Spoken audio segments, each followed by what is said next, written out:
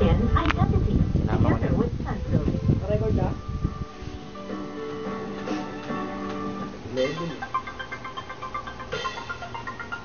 The Rubik's Cube was invented by Hungarian architect Erno Rubik in 1974.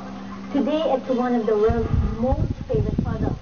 But for some, it's a way of life. During break time here at the Walyong Academy, students will grab their cubes and try to solve it in the fastest time possible. Nikolai Christian Vasquez, a math teacher, is the one responsible for the Rubik's Cube craze. I was proctoring them. Ako nagbabantay na ng mga student. So I brought the Rubik's Cube. I was solving it. Tapos, after the exam, I started noticing that they started buying their own Rubik's Cube. They started solving. They started asking me how to solve it. Ngayon, halos lahat ng estudyante ay mayroon ng sariling Rubik's Cube. At kahit hindi part ng curriculum, Teacher Nikolai enthusiastically unravels the cube's mystery to his students. After some time, they were actually solving it 1 minute or less. So parang na-threaten pa nga ako. Naku, mas mabilis yung mga estudyante, mas magaling na sa akin mag-solve. Originally called the Magic Cube, this amazing puzzle that left the country spellbound in the 80s is back and has unleashed its magic once again. It seems everywhere you go, somebody's solving the Rubik's Cube puzzle. This fascination gave birth to the Philippine Cubers Association. Before, 1995 pa ako nag-resto, bali, naisip ko, parang ako lang yung nakakaalam. So, sinare namin yung mga kaalaman namin sa mga gustong matuto. Every week, the group gets together to exchange ideas and techniques to improve their Rubik's Cube solving skills. Nagkakaroon kami ng sharing, weekly kami nagkikita-kita. Yung mga baguhan, tinuturuan namin mag-solve yung The organization boasts of having the fastest and most talented Rubik's Cube solvers in the country. Among them is Jonathan Papa, the January 2008 Philippine champion for the one-hand category.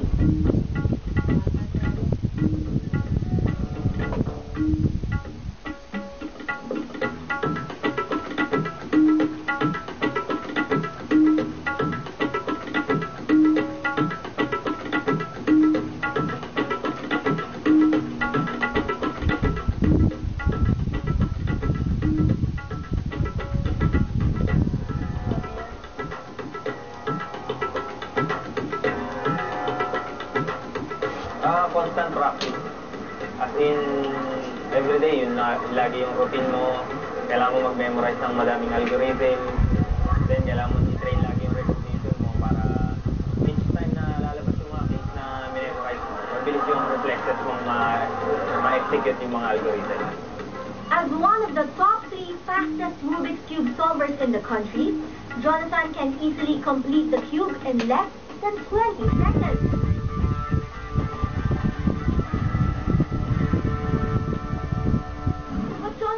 Becoming more popular with a trick that only a few cubers can perform, the blindfold cubing. Para makukuha mo yung respect lahat ng mga speed cuber. Kasi pag ordinary yung solve, parang ang dami na kasi nagsosolve. Did you know that the standard 3x3 Rubik's Cube has a mind-boggling 43 trillion combinations? But the cubers are not a bit overwhelmed by that number.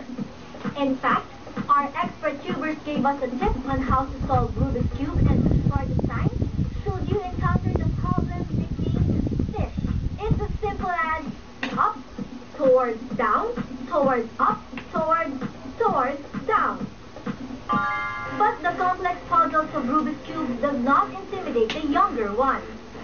Meet Junior Simbulan. This 6-year-old will leave you back on the fun seeing what he can do.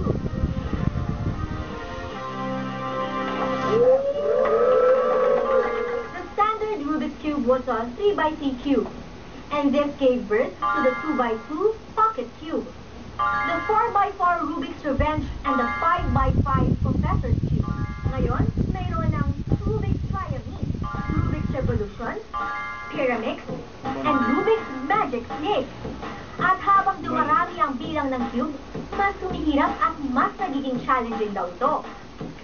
Ngayon, pag marunong ka mag-Rubik's Cube, parang comment pa ako ka. So, I decided na mag-speed cuber para formula at kung paano bumuo, mga shortcuts. For all ages nga ang puzzling charm ng Rubik's Cube. Take for instance singer Noy Volante.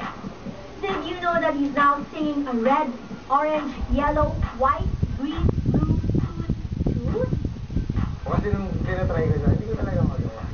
Hanggang sa, yun nga, meron akong ewan ko kung pinsan ko yata yun, kaklase.